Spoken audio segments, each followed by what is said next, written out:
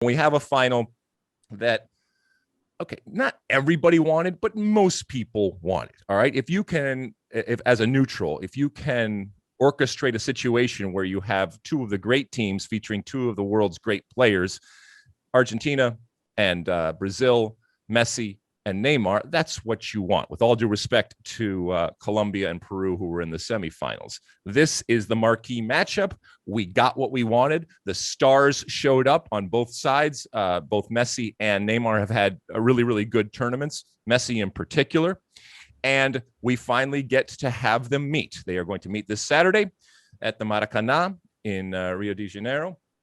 Mosse, we were actually interested about the Maracanã. And, I worked a World Cup in Brazil many years ago, and the history and tradition of that great stadium. But you were telling us that because now it holds something around 70 or 80,000 people, but there was a time back in the 60s and before that where it actually held upwards of 200,000 people. And I know you have a story about the stadium, because we were asking you about it and what your history was with it. Well, yeah, my dad went to a match, 1969, Brazil-Paraguay World Cup qualifier. Brazil won 1-0 on a goal by Pele, which the attendance that day was 183,000. But the 1950, the infamous defeat to Uruguay, it's hard to pin down an exact number, but there were reports that it was around 200,000 people. But yeah, the stadium's been getting gradually smaller.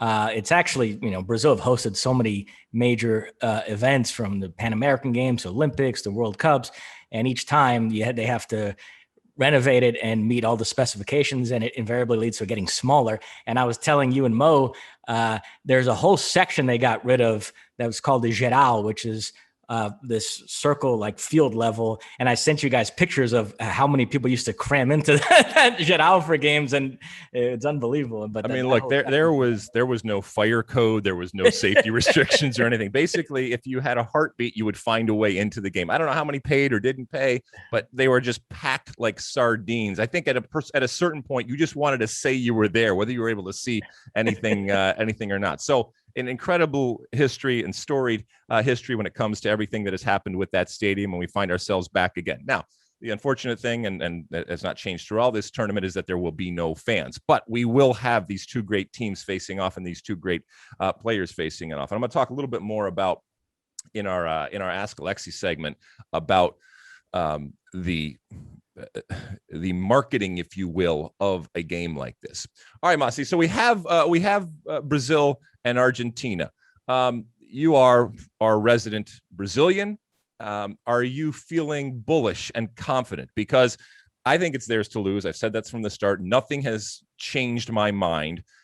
Brazil playing at home, playing in the Maracanã, with all the depth that they have, with what I have seen already through this tournament, with, yes, a reliance on Neymar, but I don't think even close to as heavily reliant on Neymar as Argentina is reliant on Messi. So are you as confident as I am that this is a Brazil title, and which would be their 10th and record-breaking Copa America title if they were to win it?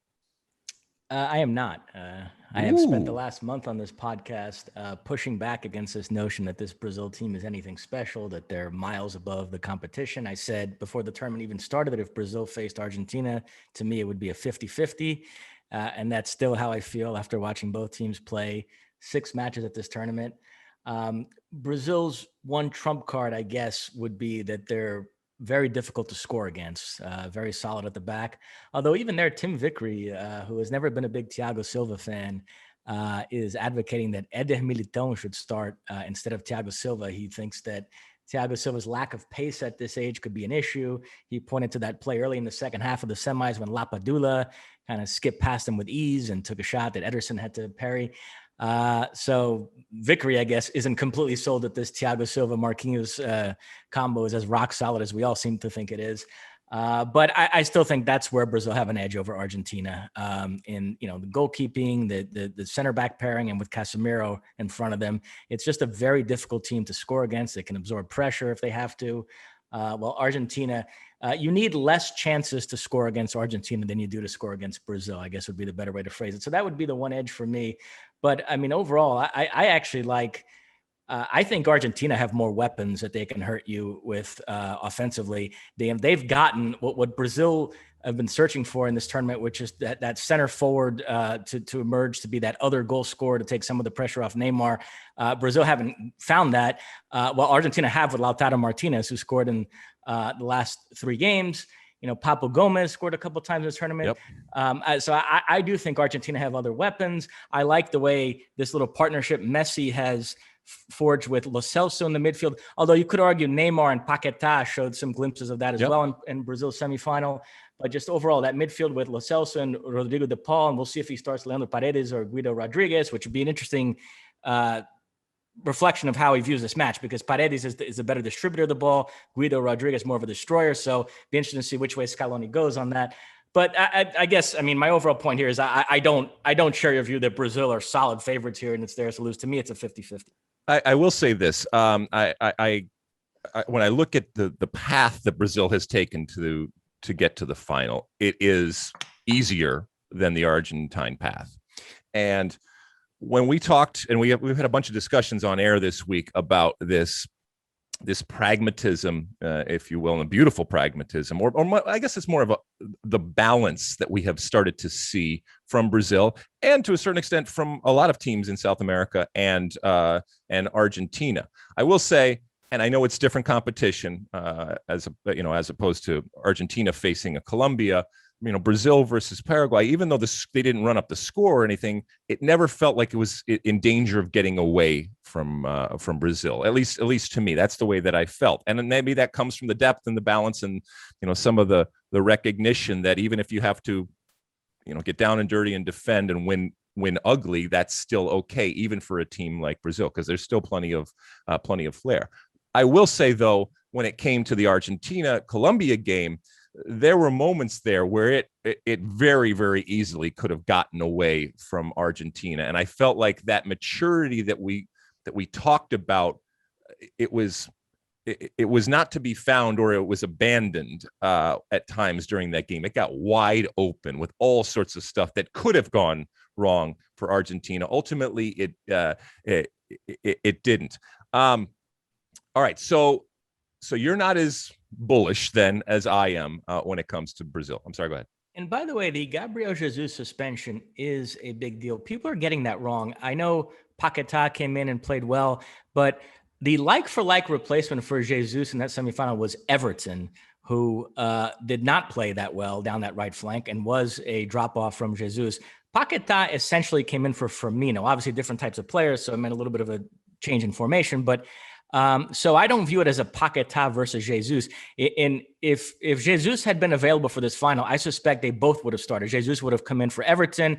Paquetá would have stayed. So it would have been the front four would have been Jesus on the right, Richarlison on the left, and then Neymar and Paquetá floating centrally there.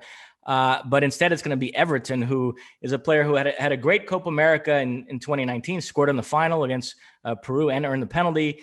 And a player who I like, who I had high hopes for in this tournament, but he has not played well. And it's actually Jesus is an underrated loss defensively, because he's done a tremendous job tracking back down that right flank and helping Danilo. And Everton is not as adept at doing that. So that Jesus, it was sort of, I even heard some jokes about, oh, this is actually a blessing for Brazil. And I don't see that at all. I think that's actually a significant loss. All right. In the inevitable, narratives when it comes to these two teams, and obviously the great players that they have, what has impressed you? I mean, if we can be any more impressed with these great players when it comes to Neymar and Messi. I mean, where to begin? I'll do Messi first. I do think this is the best I've ever seen him play for Argentina. It's just, I mean, just the leadership skills, just the all around. I mean, he's getting stuck in the midfield and winning balls back, and just his ability to ride challenges and the playmaking ability, his vision, the passing, and then still being able to pop up and score goals. I mean, it's just it's hard to imagine a player doing more for a team. He's had his hand on all 11 goals they've scored in this tournament, which is incredible. So yeah, I mean, he's the best player I've ever seen, and he's at the absolute peak of his powers right now. So, I mean, it's been amazing to watch. Yeah. I mean, we talked about it on air, where there is a a joy. And it's not as if he has never played with joy before, but relative to playing for Argentina, we know that there is a history where it has seemed like a burden to him. And he has not played or looked like it is something that he is having fun doing. It's much more of a chore than a gift. And I think that, whether it is just he sees the end in sight and he wants to make the most of the opportunity, whether it is the supporting cast he feels more confident in around him, or whether it's, the coach or just the whole setup. And we know, the lack of dysfunction and difficulty and challenge and drama and I guess composure and maturity just within the Argentina camp, which has long been a dysfunctional type of place. That's a good thing. So I just think that he looks comfortable on the field, and maybe what is going on around this team off the field is making him feel comfortable. And you can just go by the numbers if you want, but the eye test, anybody that is watching this, you are seeing him play in a way that we haven't in a long time. And that's great. That's great, not just for this opportunity that he has right now, but knock on wood, from an Argentina perspective, they qualify and we see him in yet another World Cup. I'm not so sure that he's going to get an opportunity to raise a trophy a year and a half from now in Qatar. So this is another huge opportunity. But we've seen this movie before, and we've seen it where it ends in failure and it ends in tears for him as he continues this effort to check this box that, as we've said before, for a lot of people, he needs to. And so, so ultimately, do you think this is his best chance to check that box in terms of raising a major trophy? Yeah. I like this Argentina team. I like Scaloni. I think they're headed in the right path, but not to the degree where I think they're going to win a World Cup realistically in Qatar. So this to me, and then I suspect he'll probably retire from the national team after that World Cup. So I think this is it. He's one game away in 90 minutes, and I think this is his shot at getting that trophy. Well, we talked about, this is another opportunity for Neymar also to win at home. Now, there's no fans, and it's a pity that there's no fans. And I am interested that the moment when we are seeing not the greatest version, but a really, really good version of Messi coincides with a tournament that does not have fans. If that plays into it, I don't know. I don't know, but these games, I mean, especially last night's semifinal with Argentina and Colombia, it deserved fans. They all deserve fans, but we deal with the cards that we are given, as does all the teams and the players right now. But hold on, you have something to say? Well, are we still on the Messi Neymar? Because we did Messi, we haven't really touched on Neymar. But all right, let's talk about your friend Neymar. And before we talk, I love the fact that Neymar very publicly came out before the Argentina Colombia game and said, with a smile, but said, we want Argentina and we are going to beat Argentina. The sense of drama and performance and entertainer and the theatrical part of sports, I think, was on display there. He understands it. And so often we see players and teams downplay something like that. And he came right out and said it. It's what we as the public want to see, and it's what they do. And we are seeing two artists right now, very, very different artists in the way that they go about their business. As I said last night, Messi wants to beat you and humble you in the process. Neymar wants to beat you and embarrass you in the process. And they have both done it throughout this tournament in wonderful and different ways. But I compared it to two great artists who need each other and feed each other. Lennon, McCartney, and who else? I used a wrestling reference with The Rock and Stone Cold, or Pacino and De Niro. These types of artists that are going back and forth and creating works of art that inspire and motivate the other. And you saw that in the way that Neymar has played, but also in the way that he reacted saying, yeah, bring it. This is who I want to face in that in that final. I thought that was really, really interesting, but I think it's really, really important. And I think it shows that while they are athletes, they also understand that there is a theatrical aspect to what they are doing. And it plays into the way that they think about the next opponent and the opportunity. I mean, Neymar and Brazil, they don't give two craps about the fact that Messi hasn't won. As a matter of fact, they would love nothing more than in that moment to be there holding up the trophy in the Maracanã with the confetti coming down and seeing the tears of Messi. So they don't want it to happen on their watch, and they're all for narratives and stuff like that. But they would love nothing more than to win yet another Copa America. Yeah, just one point on Neymar, and then I want to rattle off a few stats, and then we'll be on our way. I think he's been absolutely sensational in this tournament. That second half against Chile, where Brazil was down a man and kind of holding on there. There's an expression in American football, field position, and people don't use it so much with soccer, but I'm going to use it here. Neymar single-handedly reversed the field position in that game. The amount of times where he picked up the ball in Brazil's half and went on these slalom runs to the other side of the field, and at the end maybe it didn't come off the play, but it gave Brazil's defenders a chance to rest. It forced Chile to expend some energy in trying to win the ball back, and he single-handedly changed the feel of that game, where you would have thought with Brazil down a man it was just going to be an entire half of Chile creating chance after chance and Brazil holding on for dear life. And for a few minutes, it looked like it was going that way. And then Neymar said, no. And it ended up where Brazil down a man created as many chances as Chile did in the second half of that game. And it was all down to him just constantly picking up the ball and driving it to the other side of the field. And that second half just blew my mind how well he played. And yeah, he's been very good in this tournament. With one caveat though, he's been pretty wasteful in front of goal.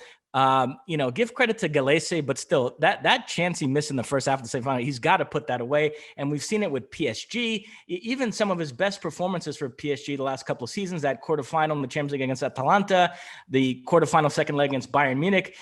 This past season, there's that, but he was sensational, but he didn't score and he missed chances. And man, Saturday, he can't afford to miss a chance like that, like he missed against Peru, that save by Galese, and then Richarlison with the rebound, Galese. And that was a great save by Galese. That wasn't Richarlison's fault. But the initial one, I'm putting that on Neymar. He shot it right at Galese. I don't know. I mean, he had an entire side of the goal to slot it in. And so that we talk about the small margins in these finals, and I think this final is a 50-50. And it could come down to that. If Neymar is I'm sure he'll be dazzling and create all these chances for himself. But if he has one of these days where he's wasteful and he misses a couple of chances like that, that could be the difference between Brazil winning and losing this final. So he's got to be more clinical in front of goal.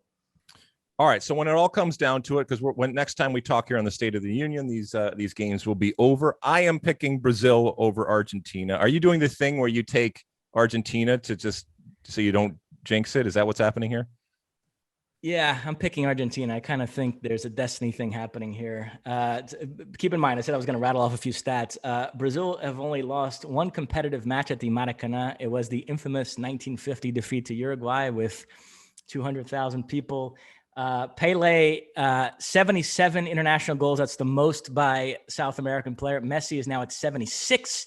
Imagine if he were to score the game winner at the Maracanã to beat Brazil, and in doing so tied or if he scored multiple goals, surpassed Pele in this match. So, I mean, the stage is set for it to just be a delicious victory for Argentina. And Messi and Argentina do have, we talk about the big monkey they have of winning that first senior trophy since 1993. But even with Brazil, the 1993 Copa America quarterfinals, Argentina eliminated Brazil on penalties. That's the last time Argentina eliminated Brazil in the knockout stage of a major tournament. 6 times they've crossed paths since then, and it's been 4 Brazil wins and 2 Brazil advancements on penalties, including this epic 2004 Copa America final, which I'm sure we'll show video of on Saturday, where 2-2 Brazil won on penalties. Adriano scored this last gasp equalizer to send it to penalties. Heartbreaking defeat for Argentina.